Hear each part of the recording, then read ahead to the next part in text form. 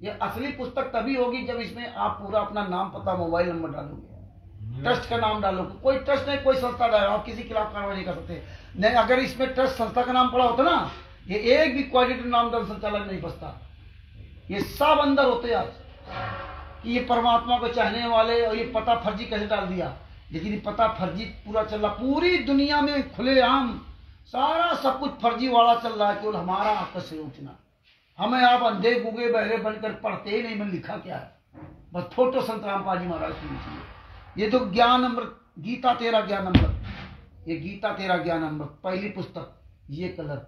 दूसरी पुस्तक गीता तेरा ज्ञान अमृत, ये पुस्तक। तीसरी गीता तेरा ज्ञान अमृत, ये पुस्तक। ये तीन पुस्तकें तीन कलर की क्यों छापी? हमें अब कोई लेना देना नहीं, बस गूंगे बहरे अंधे बन करके चलते रहो। हर चीज का इनका मकसद था। और सबसे बड़ी बात, जो संत रामपाल जी महाराज ने भक्ति सौदागर का संदेश पुस्तक लिखी थी 2006, 2008, 2006, 1999 या 2004 जब लिखी थी, तब लिखी थी। वो पुस्तक में क्या कमी थी, क्यों बंद कर दिया? ज्ञान तो सब वही है, हजारों प्रकार की पुस्तकें बना दी, टाइटल चेंज करके, नाम चेंज करके, ना सेम ज्ञान सब में सत्संग, लेकिन हजारों प्रकार की पुस्तकें पूरे बाजार में छाप दिया। अभी गीता तेरा ज्ञान अमृत पुस्तक में देखो क्या ये, इसमें देखो प्रिंटिंग प्रेस निखिल ऑफसेट, बस निखिल ऑफसेट क्या है? ऑफसेट लेने वाला कोई दूसरा होता है और प्रिंटर दूसरा होता है, ऑफसेट तो दूसरा कोई ले ले। जानते हैं कि संगत तो जानते नहीं प्रेस क्या, मुद्रक क्या होता है, प्रिंटिंग क्या होता है, क्या लेना। लेखक संत रामपाल जी महाराज, प्रचार प्रकाशक कौन है? प्रचार प्रशासनिक तथा सब संगत, सतलोकासम हिसार टू अनोर वाला प्रचार प्रशासनिक। ना कबीर परमेश्वर भक्ति ट्रस्ट है, ना बुंदेलखंड धर्मार्थ ट्रस्ट है, ना बंदी छोड़ भक्ति मुक्ति ट्रस्ट। हमें आपको फर्जी ट्रस्ट के पर्चे पर नाम दीक्षा देते रहे, और हम आप लोग अपने आप को बहुत बड़ा भगत मानते हैं। ये पर्चा लेके जहां भी जाओ, कोर्ट कचहरी फंसोगे ना, तो बिना सजा के सजा हुए बच नहीं सकते आप। ना उसमें कोई मुहर है, ना कोई साइन। किसका ट्रस्ट है आपको पता नहीं, ये घूम रहे हो पर्चा। और हम आप लोग पढ़े लिखे 21वीं सदी कहते हैं हम लोग पटरी संत से, इसीलिए तुम्हें ये पर्चा की व्यवस्था इन्होंने की थी। संत रामपाल जी महाराज ने 2001 में बता दिया था ये कबीर पंथ फेल होने जा रहा है, सारे वीडियो है। 2001 में ही कह दिया था कबीर पंथ फेल हो जा रहा है। और जब संत रामपाल जी महाराज कोई पर्चा नहीं लेते थे, पर्चा इन लोगों ने चालू किया। जो उस समय 2001 में, 1999 में, 2001 में, 2002 में, 2003 में जिनने जिन्हें नाम दीक्षा लिया है, उन सब लोगों ने बताया कि संत रामपाल जी महाराज डायरेक्ट नाम दीक्षा लेते थे, और ये बाद में चुपचाप अलग फार्म भराते थे, उनके सामने नहीं सब करते थे। और ना संत रामपाल जी महाराज कोई इस तरह परीक्षा लेते थे, ना कोई फार्म भरते थे। 4 महीना हो जाता, 4 महीने के बाद डायरेक्ट वो मैं सतनाम देते थे। और 2008 से इन्होंने चालू कर, 2008 में तो कोई संगत ही नहीं थी, और 2008 में इन्होंने सबसे पहले महिला के द्वारा नाम दीक्षा दिलवाई है। संत रामपाल जी महाराज ने सत्संग के माध्यम हम सबको बताया कि 20 लगभग 15 से 20 दिन में एक महिला के द्वारा नाम दीक्षा दिलवाई गई। 20 से 30 तक मतलब लोगों को बर्बाद किया गया था। और उनसे कहा गया, ये ड्रामा 10 दिन तक चले हुए थे, और उसमें कहा गया क्या कि इस महिला के अंदर कबीर साहब आते हैं, इनसे नाम दीक्षा लो। और गुरु जी को बताना नहीं, आशीर्वाद गुरु जी दिलवाते थे, और गुरु जी को बताना नहीं तो वो नाराज। गुरु जी ने क्या कहा, अगर हमने आदेश दिया है तो क्या हम नाराज हो जाएंगे? क्या हमसे जब पूछोगे तो नाराज हो जाएंगे? ये भी कहना इन लोगों ने बात को स्वीकार कर लिया। अब बताइए इससे बड़ा और फर्जी नाम दीक्षा का सबूत क्या हो सकता है? क्या सत्य है? इससे बड़ा सत्य क्या हो सकता है? अब इसमें तो कोई इन्हें जो है लिख दिया निखिल ऑफसेट, इसमें क्या लिखा? ये 3 तरह गीता ज्ञान अमृत हो गया, 3 तरह के, एक कलर और सब धीरे धीरे दिया करते हैं। इसमें कोई निखिल ऑफसेट नहीं। धर्मात्म 30वें जगत गुरु तत्व संत रामपाल जी महाराज, सतलोक आश्रम, टोहाना रोड, बरवाला, जिला हिसार, हरियाणा, भारत। कोई मतलब नहीं, कोई इसमें ना ट्रस्ट का नाम, ना प्रेस का नाम, मुद्रक का नाम, न प्रकाश, कोई मतलब नहीं। तीसरी पुस्तक गीता तेरा ज्ञान अमृत, कलर विचिन, इनका हर चीज का कोई न कोई मकसद रहा। इसमें देखो, इसमें प्रिंटर्स का नाम डाल दिया, हाँ। लगा दो चल रहा मेरा। इसमें प्रचार प्रसार समिति सब नहीं आ रहा सामने।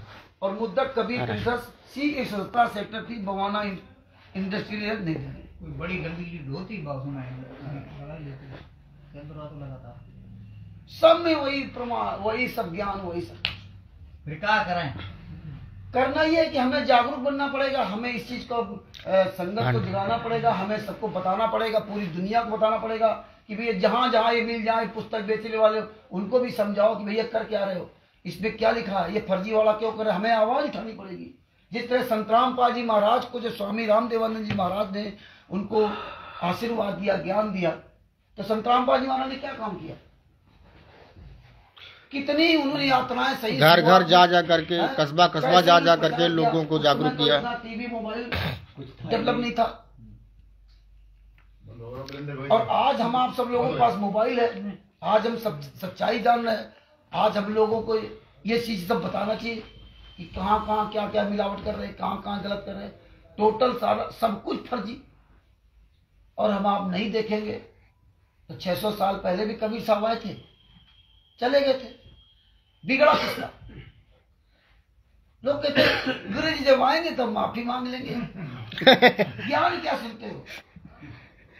अर्जुन सर्जुन ने माफी मांगी थी ना। गुरु जी ये भी कहो ना कि गुरु जी जब आएंगे माफी मांगने की जो बात कर रहे हैं तो उसी समय हम आपसे जुड़ जाएंगे। हैं? उतना ही कहिए, दूसरा क्या कहना है। अरे गुरु जी आएंगे नहीं तो बेकार गया, बिल्कुल बेकार है। अच्छा और छोड़िए ना, ये देखिए एक किताबें हैं, आप सब मतलब पढ़े होंगे, गुरुजी का जो भी चल रहा है वो चल रहा है, ज्ञान गंगा चाहे कुछ भी, ज्ञान गंगा एक मिलता था और दूसरा कोई किताब नहीं मिलता। लेकिन उसके पहले ये 3 किताब निकाले हुए थे। ये जो है जज कुमार पर सच बनाम झूठ, वो तो गुरुजी को बदनाम करेगा ना किसी तरीके, न्यायालय की गिरती गरिमा नहीं मारने के लिए, वो तो है ही। लेकिन ये 3 किताबों पर प्रश्न कीजिए ना कि आप तो न्यायालय से लड़ रहे थे, अब न्यायालय को छोड़ करके गुरुजी को नीला क्यों करवा रहे हैं? न्यायालय के लिए आप तो लड़ रहे थे ना। हाँ, हमें न्याय नहीं मिल रहा, हमारे नहीं मिल रहा है, हमारी ये नहीं मिल रहा है, फार्म भरवाते रहे, इतना पैसा मांग रहे हैं, उतना पैसा मांग रहे हैं, ये कर रहे हैं, वो कर रहे हैं। तो भाई इसके लिए आज भी तो तुम लड़ता, वो लड़ाई का बीच में छोड़ दिया, जब सजा होगी तो लड़ाई छोड़ दिया। तो नहीं, मैं उनको काम उधर ही रख दो ना, उधर ही रख दो, क्या है। जिससे बात को क्या कहता है, वो तो टीवी द्वारा गुरुजी ही तो नाम दीक्षा देते हैं। हाँ। हम कहाँ देते हैं? आश्रम में भी टीवी द्वारा गुरुजी नाम दीक्षा देते थे। तो तुम्हारी परीक्षा कौन लेता था आश्रम के अंदर? आज कौन परीक्षा ले रहा है? परीक्षा ली तो जाती है, कौन परीक्षा ले रहा है? कितनी बार आश्रम गए, नारी का हवे पीऊ की रही आप बताओ। अगर आइए आप लोग अपने मन में कुछ भी सोचो, लेकिन आप ये विचार करो कि नाम दीक्षा तो तुमने कहा टीवी द्वारा गुरुजी दे रहे थे उनके सामने, तो परीक्षा कौन ले जाता? परीक्षा भी टीवी द्वारा लेते ना, तो परीक्षा क्यों नहीं ली टीवी द्वारा? जब हम ये सवाल करते हैं तो कहते हैं वो टीवी द्वारा परीक्षा कैसे ले लेंगे, तो टीवी द्वारा नाम दीक्षा कैसे दे देंगे? ये हमें आपको इन शब्दों विचार करना पड़ेगा। बशर्ते भैया जब कबीर साहब 600 साल पहले 120 साल इस पृथ्वी पर रहे और हमें आपको डायरेक्ट नाम दीक्षा दिया था, तब हमारी 64 लाख की क्या दशा हुई। सार नाम दे करके हमें आपको सतलोक ले गए, और इसके बाद हमारी क्या दशा हुई, और आज क्या दशा होगी। आज तो गुरु ने तुमको न नाम दीक्षा दी न कुछ दिया। तो ये हम विचार नहीं करेंगे तो मत करो। हमें लाभ हो रहा है, बस लाभ हो रहा है, सब चंगे मस्त है, सारी पुस्तकें आ गई। तो आप ये देखिए कि जिससे कोई सवाल कर दो तो ये सवाल कर दो, तो ये सवाल मत करो। ये पुस्तक हटा लो पहले अपनी, ये अलग रखो। नहीं तो हमारी हाँ तो अब ये जज कुमार पे न्यायालय की गलती गरिमा ये सब कुछ भड़काए गई, इसमें सारा सब कुछ लिखा हुआ। ये कौन है? प्रकाशक राष्ट्रीय समाज सेवा समिति। अब देखिए न्यायालय की गिरती गरिमा, सच बनाम झूठ, बरवाला की घटना की सच्चाई, कई पुस्तकें, कबीर परमेश्वर, ये सब जो ना ये कई पुस्तकें छापी। इसमें राष्ट्रीय समाज सेवा समिति का पता क्यों डाला? ये जितनी पुस्तकें निछाती बरवाला घटना की सच्चाई, इन सब में राष्ट्रीय समाज सेवा समिति का पता क्यों डाला? राष्ट्रीय समाज सेवा समिति के सर्व सदस्य, ये समिति पूर्ण रूप से धार्मिक तथा गैर राजनीतिक संस्था है। पुस्तक संबंधी किसी प्रकार की जानकारी के लिए ये नंबर लिखे।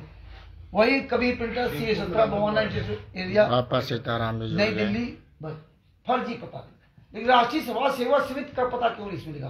कबीर परमेश्वर भक्ति ट्रस्ट का किसी पुस्तक में नहीं लिखते, मनिंदर धर्मा ट्रस्ट का कहीं भी नहीं लिखते। राष्ट्रीय समाज सेवा समिति 2010 में फर्जी बनाई थी। जितना काम इन्होंने फर्जी किया भाई, इसका प्रमाण है नहीं, किस पे सजा करोगे?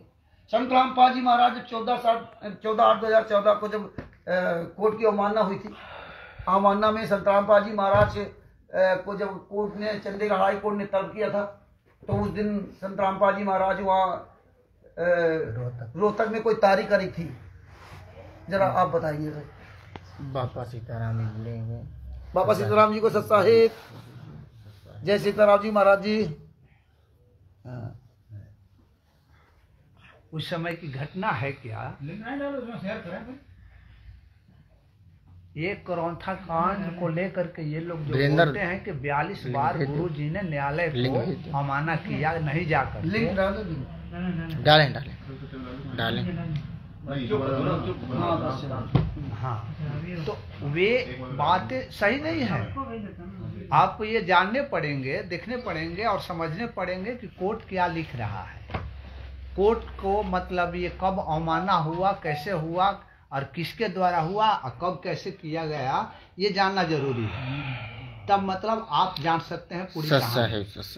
तो चूंकि संत रामपाल जी महाराज उस समय करौंथा कांड में वो एक आरोपी थे, अन्य लोगों के साथ में 33 लोगों के साथ में। तो गुरु जी को कोई बेल नहीं कराया था, कोई जमानत नहीं लिया था, और गुरु जी के घर वाले उन गुरु जी को तो गाली दिया करते थे।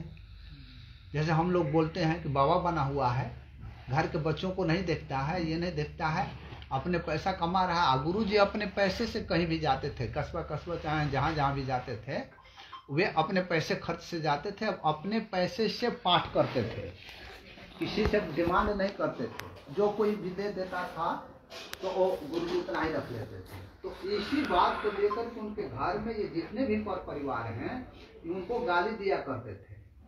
इसीलिए 2006 का करौंथा कांड होने के पहले ये लोग इंटर किए हुए थे, और गुरु जी के जितने भी वास्तविक सेवादार थे, जो गुरु जी के वचनों पर, उनके कथनों पर चलने वाले थे, उन लोगों को ये लोग टॉर्चर करके धीरे धीरे किनारे चल करते गए और सारे व्यवस्था जो है अपने हाथ में ले। और जब ये करौंथा कांड की व्यवस्था ले लिए तो गुरु जी 2008 में पर्सनल बॉन्ड पर गुरु जी का वकील भी नहीं था, तो कोर्ट ने उनको पर्सनल बॉन्ड पर जमानत दिया था। और वो गुरु जी जो है पर्सनल जमानत दे करके और निकले 2008 में, 4 अप्रैल 2008 यहाँ निकल गए। और निकलने के बाद में अब चूंकि वो जाए कहाँ, तो वे दौलतपुर में ये लोग अपने नाम से लिया था। कौन? दौलतपुर में बरवाला का जो छोटा आश्रम था, वो बलजीत वैद्य ने अपने नाम से लिया था। वहां पर ये ले गए। ले जाने का कारण था कि इनके पीछे अपना दुकानदारी चलाना, इसलिए ले गए। वहां ले जाने के बाद में उसी समय से 2008 ईस्वी से ही गुरु जी बार बार हर कुछ हिंट करते गए। ये डीवीडी और सीडी डीवीडी वगैरह वाला भी मतलब उसमें हिंट करते गए कि सीडी डीवीडी से दी जाएगी, मगर मैं जब तक इस पृथ्वी पर रहूंगा तब तक सीडी डीवीडी से नहीं, मतलब मैं दूंगा, और मेरे आगे कोई भी गुरु नहीं होगा, इसलिए सीडी डीवीडी से मेरा इलेक्ट्रॉनिक शरीर रहेगा, इसे दी जाएगी। तो वो व्यवस्था था। लेकिन कोर्ट ने जमानत देते वक्त गुरु जी को क्या एक विशेषाधिकार दिया था कि आपको हर डेट पर कोर्ट में उपस्थित नहीं होना। एक हम लोगों का 205 के तहत में मतलब एक पटिशन देते हैं कि जिनसे मतलब मान लीजिए कि मॉब उठने वाला है, चाहे कहीं भी उठने वाला है, तो कोर्ट ये पहले ही कर देता है कि उनको 205 का लाभ दे देता है कि आपको जब बुलाया जाएगा तभी आप आएंगे कोर्ट। तो उसमें हुआ क्या कि क्रौंथा कांड में तो गुरु जी को पर्सनल इसमें हाजिरी माफी कर दी थी, हाजिरी माफी, मतलब कोर्ट ने हाजिरी माफी दी थी, ये नहीं कराए थे, ना इन्होंने जमानत कराई थी, कोर्ट ने 22 महीने बाद जमानत दी थी। ये हमारा को विशेषाधिकार कोर्ट हमें देता है, अगर हमारे घर का कोई जमानत हमारी नहीं कराता है